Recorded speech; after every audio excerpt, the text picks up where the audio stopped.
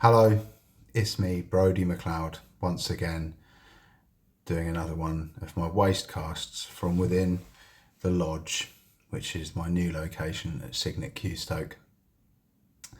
Feel very blessed today, just got my money yesterday, ordered myself some new trinkets, got some new jeans that fit me, which is quite difficult to find because a lot of them don't. No, I've put on lots of weight and gone from 80 kilo up to about 105 in quite a short space of time, which is quite disconcerting. What else did I get? I've got the books I told you about in the last video. I'm going to start reading these today. They're all by George Monbiot. I hope I'm pronouncing that right. The Invisible Doctrine, all about neoliberalism, the secret history of neoliberalism. Feral, Rewilding the Land, Sea and Human Life, captivating, will change the way you think about the natural world and your place in it, according to Hugh Fearnley-Whittingstall. And Regenesis, Feeding the World Without Devouring the Planet. Glorious. If a book can change hearts and minds, this is it, according to Gaia Vince of The Observer. Anyway, I'll add those to my sister's autobiography and the book The Coming Race, written by Edward Bywater Lytton, which is very difficult to read. Very, very difficult to read. The other thing it's very difficult is aside from not letting the camera shut down because you haven't touched or interacted with the screen, and using screen recordings just to save a tiny bit of data. I don't know why I don't just use normal recordings. Got these Sonys as well, and yeah, I should clean the lens for a better picture. Let's see if I do that and go away. There you go. I kind of don't really have very many people in the world that I love anymore. I love my brother unconditionally, and I've got a lot of love for other people, but there's different definitions of it, and I don't think that it's a word. A bit like my video, I used various different contextual appropriations of the term, of the word fuck in the dictionary. You know, you can there's lots of different ways you can contextualize fuck, and I think that love's quite versatile as well. You know, to say that you love somebody or that you love something, and to fall out of love, you know, to find love that doesn't show up and isn't present anymore from whatever the cause of that.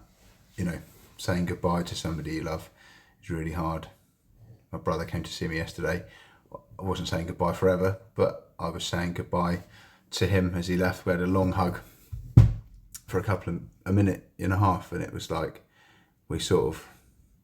I stroked the back of his head and told him that I loved him, and you know how kind of terrified and lost I feel. And I didn't shed a tear, but I've shed a few over the last few months, being in this hospital, feeling scared and alone, with a kind of a team of people who, you know, the service users aren't there to make you feel better or to support you. A lot of them have got a lot of similarities to me, not just the way that they dress and their distinguishing features, but the fact that they're carrying trauma. And love is a central theme. You know, Queen Elizabeth said, you know, grief is the price we pay for love, which I think is quite, you know, anodyne and asinine at the same time. I think that once you do commit yourself and you allow, a bit like a blossoming flower, there's a vulnerability once you have people that you love and that you care about. There's always this endemic and ever-present risk or kind of proportionate normative likelihood that at some point you won't be able to love them as you once did, because they won't exist, or they won't be anywhere near you in your space and the space that you're holding, or that you might find that, that for some reason they're difficult to love. Some people become unlovable and, sort of unforgivable. And these glasses, right?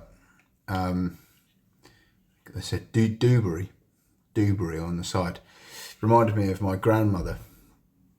I used to love my grandma Enid unconditionally. I used to go and stay at her house in Great Hill Crescent in Maidenhead every summer holiday when we moved to Devon.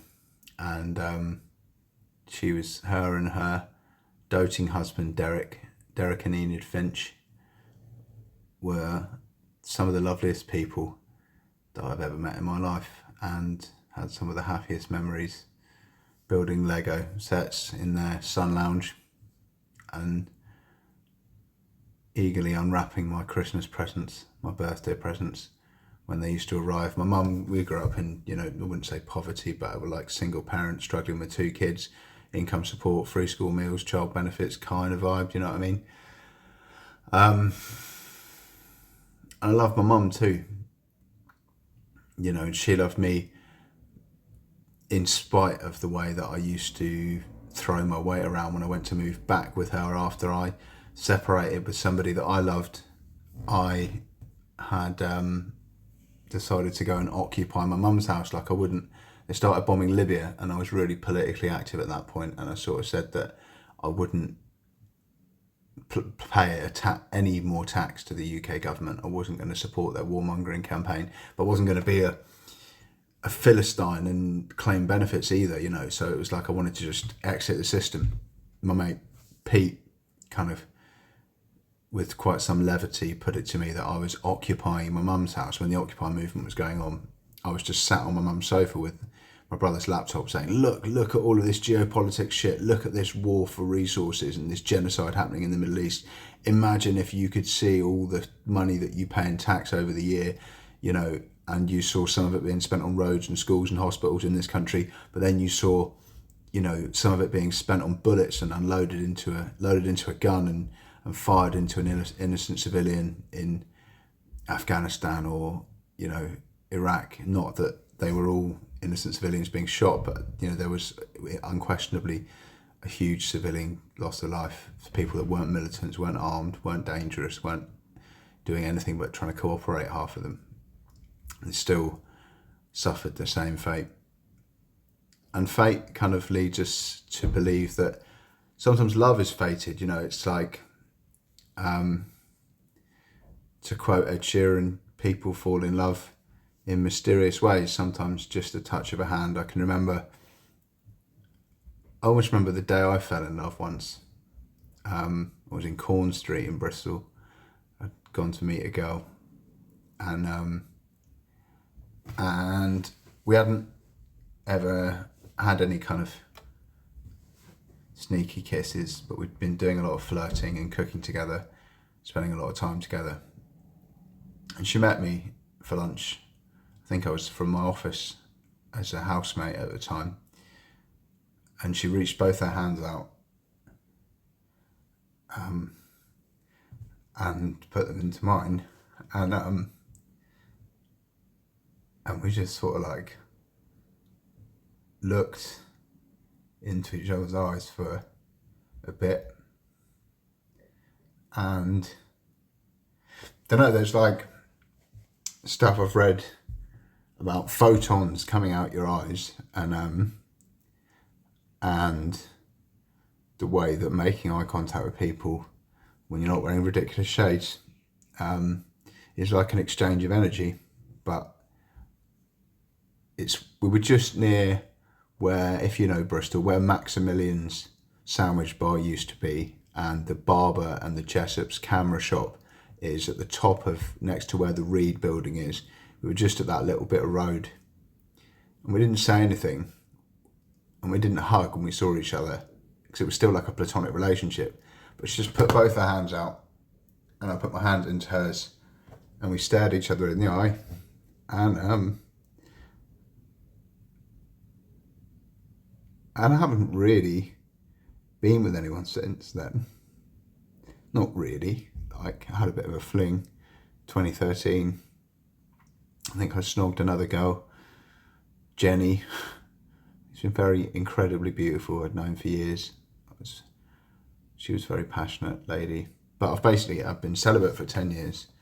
Since I haven't made love to a woman since 2013. Making love, or enduring love, or lasting love, or kind of the absence of love, I think, are things which in Mental Health Month, a lot of us are going to be thinking about, the people that we love that aren't there anymore. When the war drowned, I had my war drowned yesterday. I sort of touched on it in my video yesterday. The consultant made this sort of quip, which was like, is your brother talking about your mum? Is that what your mum says? Is that what your mum just said? And it was like she was kind of sort of trying to draw me into kind of, it felt in almost like quite a pointed way into being like, no, my mum is dead and she's unfortunately not available to share opinions on this this audio kind of loudspeaker team meeting that we were having with my phone on my desk. But anyway, and I love my mum, but I hurt my mum a lot, and I love the planet, and humanity a lot. And there's so many people who try to express love, but sometimes out of love we can do things which we would never consider possible, that overprotective love, or, in the name of love, we can do things which we wouldn't otherwise do, and I've always favoured a Shakespeare sonnet 116. I asked Gemini to talk me through what that means, and that's what I'm going to spend the rest of this video looking at. So forgive my dribbling composure. It's pathetic, lonely, balding nobody in a bench psychiatric ward with probably no future, and really there's people who I guess I'll always love, who I haven't spoken to in a long time, but a lot of those people were kind of traitors, the people who, on balance, on reflection, looking back, are people who just betrayed my trust and, used me and my family. And I do still love them, my friends and people I've been intimate with, in the same way as I kind of always will. Like it says in this poem, or this sonnet, love is an ever fixed mark. But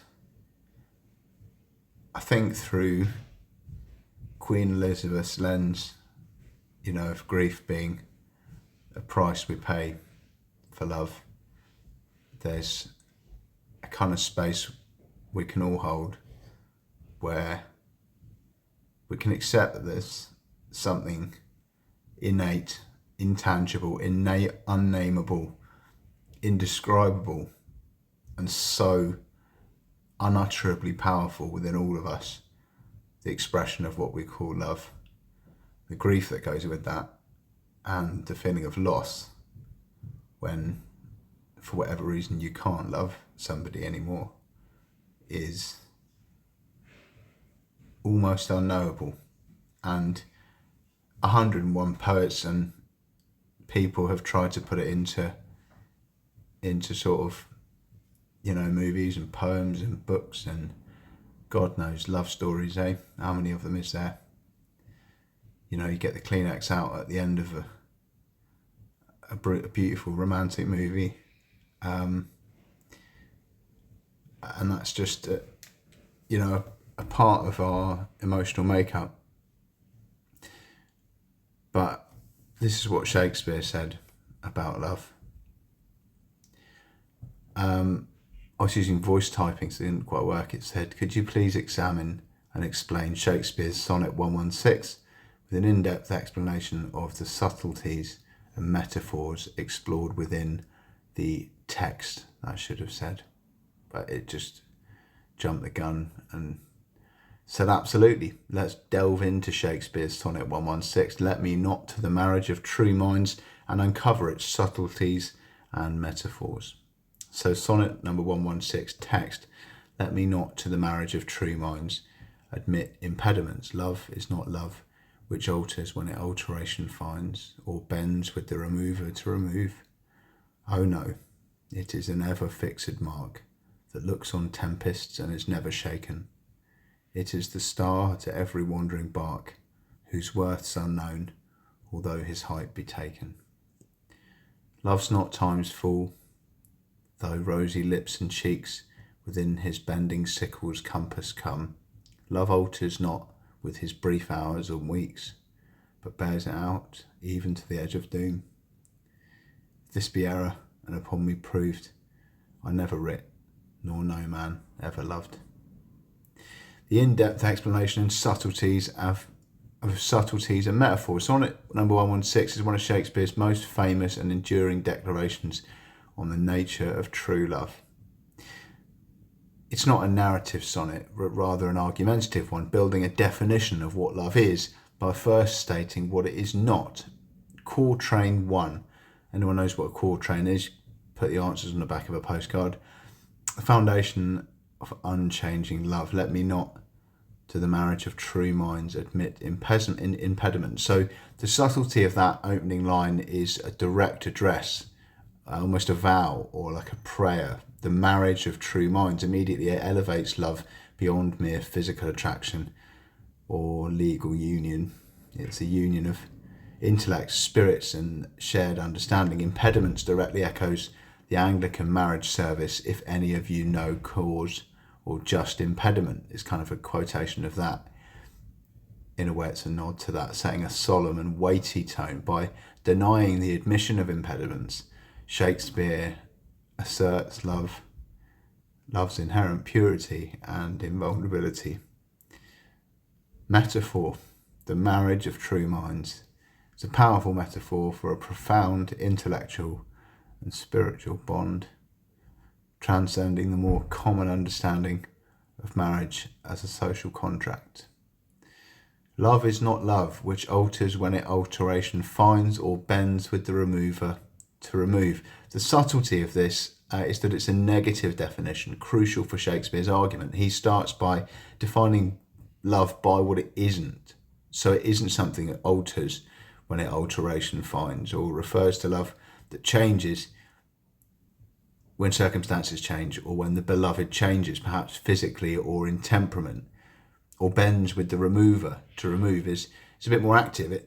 Love that gives way when someone tries to dismantle it, or when the object of love moves away, literally or figuratively. This sets up the contrast with true love, which is steadfast.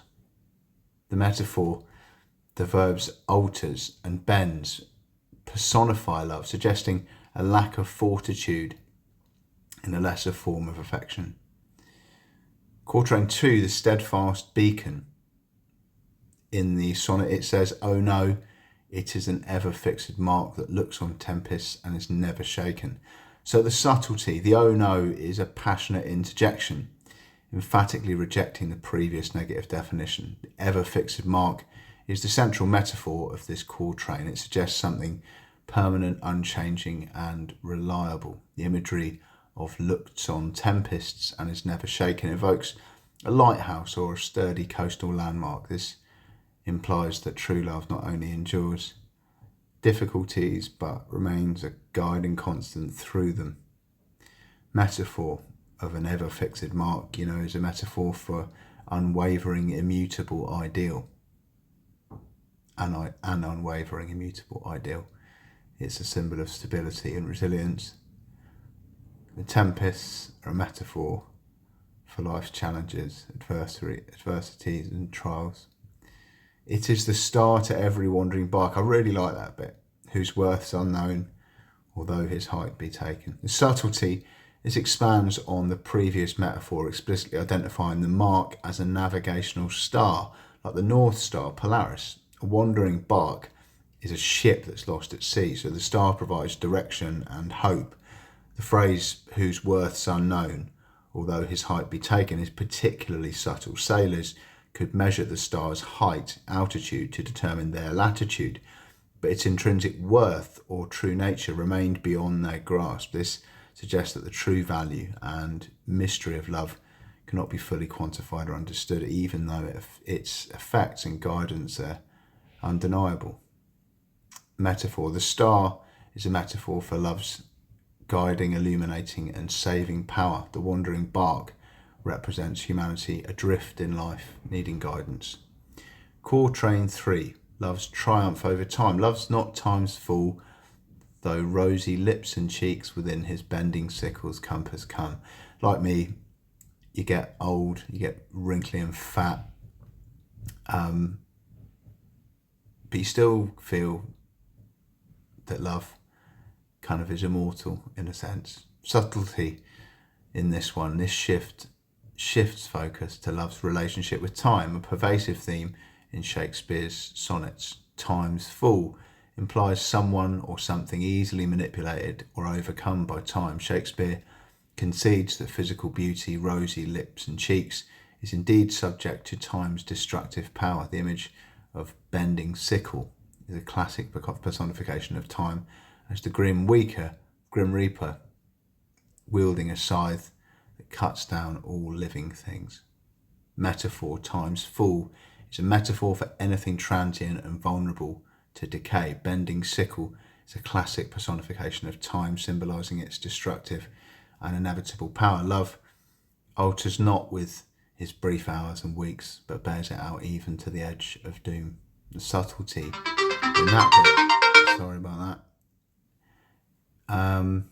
This is a direct counter to the destructive power of time. Love doesn't change with the passage of brief hours and weeks, the superficial, fleeting changes of life. Instead, it bears it out, meaning it endures, perseveres, and withstands even to the edge of doom, to the very end of time, the last judgment, or even beyond death.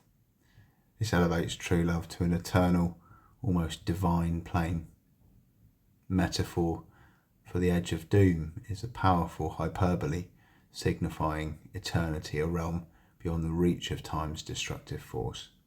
The couplet, the ultimate assertion, right at the end, if this be error, and upon me proved, I never writ, nor no man ever loved. It's a bold, almost defiant conclusion. Shakespeare stakes his entire poetic legacy, the very existence of love, on the truth of his preceding statements. If his definition of love is wrong, then his sonnets, what he writ, are meaningless, and no one has ever truly experienced love. This is the rhetorical flourish strengthens his argument by making the alternative seem impossible. It's a powerful assertion of the universality, undeniable nature of true love as he has defined it. Metaphor.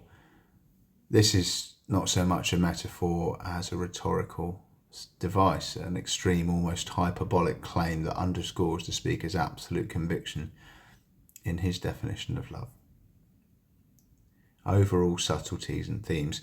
Idealism versus reality. So Sonnet 116 presents an incredibly idealistic view of love. It describes a love that's pure, unchanging, and immune to the ravages of time and circumstance.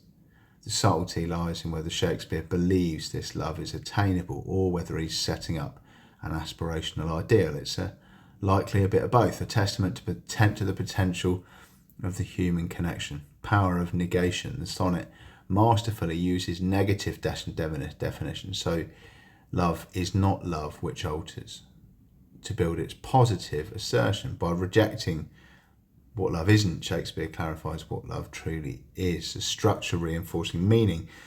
Sonnet's strict 14-line iambic pentameter and ABB CDD EEFF GG rhyme scheme though Shakespeare's sonnets typically follow a different one, Here, the first two quatrains actually fit that pattern, and the third fits a more specific pattern, provides a sense of order and stability, mirroring the unchanging nature of the love it describes. The logical progression from what love isn't to what it is, culminating in the powerful couplet, reinforces the argument. The true minds element, the emphasis on true minds is crucial. This isn't about fleeting passion or physical attraction, it's about a deep empathic understanding and connection on an intellectual and spiritual level, which is why it can transcend physical decay and external pressures. Human experience with divine analogy. While describing a deeply human experience, the sonnet employs metaphors, star, edge of doom, that elevate love to something almost transcendent or divine, hinting at its ultimate enduring quality. In essence, Sonnet 116 is a profound meditation on the enduring, unwavering, and spiritual nature of love, portraying it as a constant beacon against the inevitable flux of life and the ravages of time. It remains a timeless definition of what many aspire to find in their most significant relationships. This isn't aimed at anybody, this video. I'm not, I'm kind of a bit choked up because for the last year, like for the last 10 years, I've kind of lived in quite a loveless existence, and I'm not sort of expecting that people are going to be able to love me in any way like they might have pretended to, or maybe really did a little bit at any point going forward. Things change and people change, and my situation's really not good. And I don't understand how people get over the loss of love, or it's like I lost both my parents, but I don't know what it would be like to lose your parents if they'd been sort of nucleated family unit that you'd seen every day of your life. It's like I'd moved away from my mum for several years, and I was never really very close with my dad, but they say you don't miss what you never had, but it's kind of a bit more like missing something that you really wanted and you just got back, like kind of starving person being given a loaf of bread and then having it taken off them, whether they're going to miss that more than somebody that's had bread all their life every day, and then suddenly having to go without it. I don't know, I don't want to kind of draw bereavement into this as a metric, but it is relevant. I kind of have trouble keeping my composure and getting my words out because of the meds that I'm on. But I feel like a lot of people have lost a lot of love for me, and I totally respect that. I don't expect anybody to, be able to understand the complexities of my mind, or, their own grief or loss, and put that into a context that sort of makes me a person who, they understand. I don't really understand myself. I've got a psychology session, I think, maybe this afternoon. I'll talk about myself quite a bit. Doobery. Doobery's a word my dear grandmother used to say. Doobery, what's it? A doobery in Enid Finch's vernacular was like a thing. A doobery would be a bit like one of these. This is a SIM card removal tool. That's like a doobery. It's like a thingy, a whatchamabobber, a thingamabobby, colloquial, generalised thingamabobby. And I like my doobery glasses. I've actually got two pairs. They're polarised as well, which is great. And love's sort of polarised as well. You can go from loving someone unconditionally to sort of just feeling betrayed and crushed, let down by their actions, and kind of quite vehemently unloving them, And I kind of feel like that's what happened to me when I relapsed. I felt like it was like I'd been the architect of unloving people who I hadn't spoken. I can count on the fingers of my hands, you know, the amount of people that I've had phone calls from in the last 10 years. You know, I've lived a very solitary existence. I've been sectioned every year since 2018.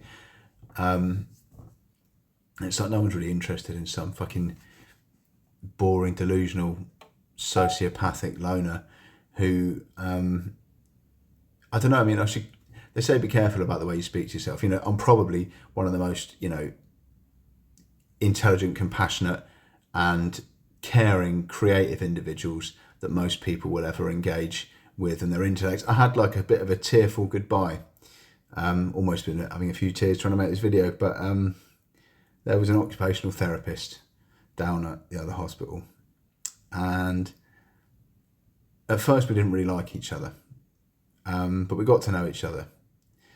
I've got no hair, right? I've got male pattern baldness. And she said to me one day, "Brodie, your hair looks nice."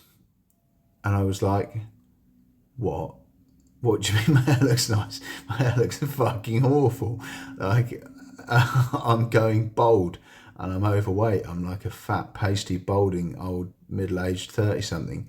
You know, some women love the dad bod, but this wasn't an intimate relationship or kind of anything even bordering on that. But we went out for a walk on the beach one day, and after getting to know me for like a month or 6 weeks, she was like, "Brodie, you know," she said as we were walking along the coastal path, the beach out, which I can see from my new bedroom window in Weston-super-Mare, just near the hospital, she was like, "You know, you're getting to know you's been really nice, and you know, you're one of the most intelligent, polite and creative men that, and understanding, you know, you've explained things to me in ways that, you know, I really hadn't thought about them before.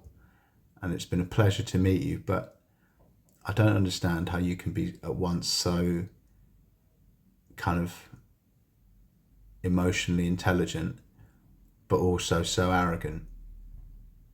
And she was totally right. Do you know what I mean? Like, anybody who knows me, it's, yeah, like I'm a big pussycat. I never, when I used to sell weed, I used to just tip weed onto anybody, and I was never violent. If they didn't pay me back, I just used to be like, well, fuck it, they're not going to pay me back. You know, I remember a mate of mine, one of my housemates, looking at my debt list one day and just being like, "Broody." Well, they used to call me next to Broody when I lived on Queen's Crescent, when first met Lily and was seeing Kate Middleton for a bit, and then conceived a child in my mate Shawnee's bedroom, and then lost my memory, had catatonic memory loss, and forgot about all those three events.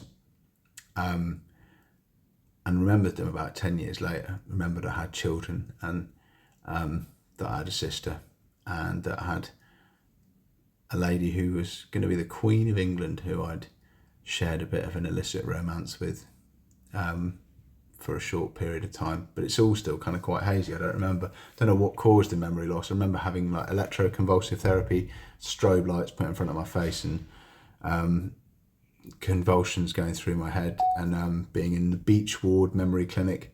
I tried to get my neurological health record to see if I've got like Alzheimer's or dementia, or kind of whether I had sort of acute early onset drug-induced amnesia. I don't know what happened, but I lost my memory when I was about 17, and then my best mate died of an overdose, so I just left Exeter, and after 5-10 years I'd forgotten everything about Exeter and Queen's Crescent and the flat we'd enjoyed there.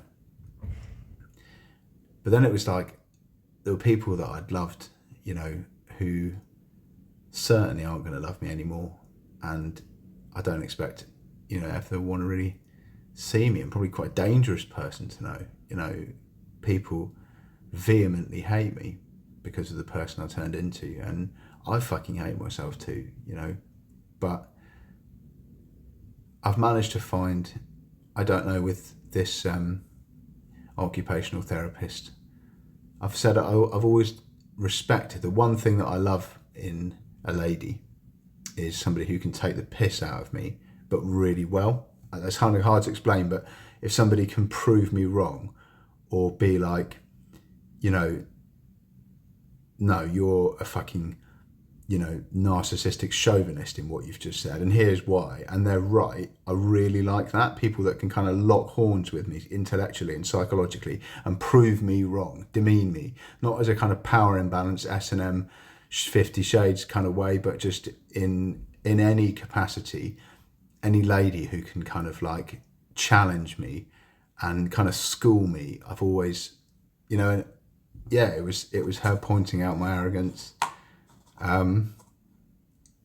This wasn't a lady that I loved. She was working for Signet and we're on opposite sides of the fence, but we sat in my final meeting and we were both sort of like a bit choked up, a bit like I am now.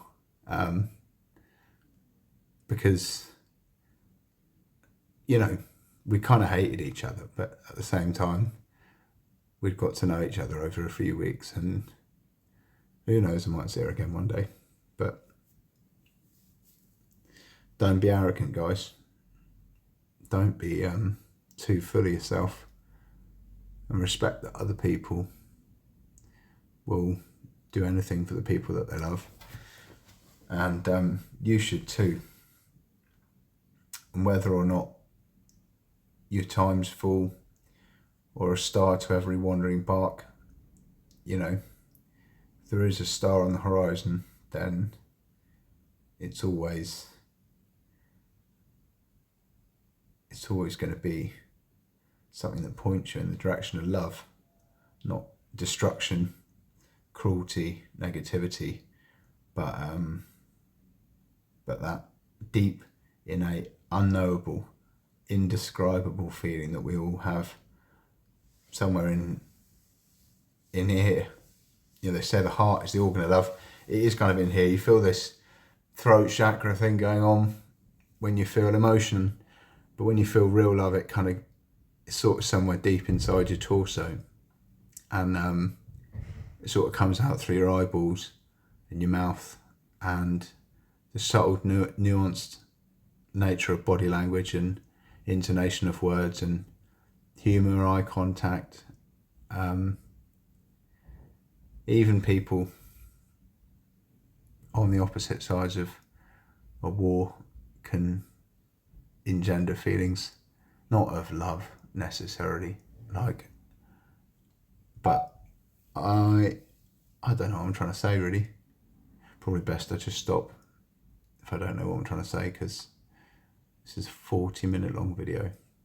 This isn't a kind of like, this is just me dribbling onto YouTube. I'm not expecting like people to treat me with anything other than like utter contempt and disregard, really, after the person I kind of turned into in the last 2.5 years. But some people don't. A lot of people have been really kind, and they've seen, Banksy did a piece, I want you to be what you saw in me.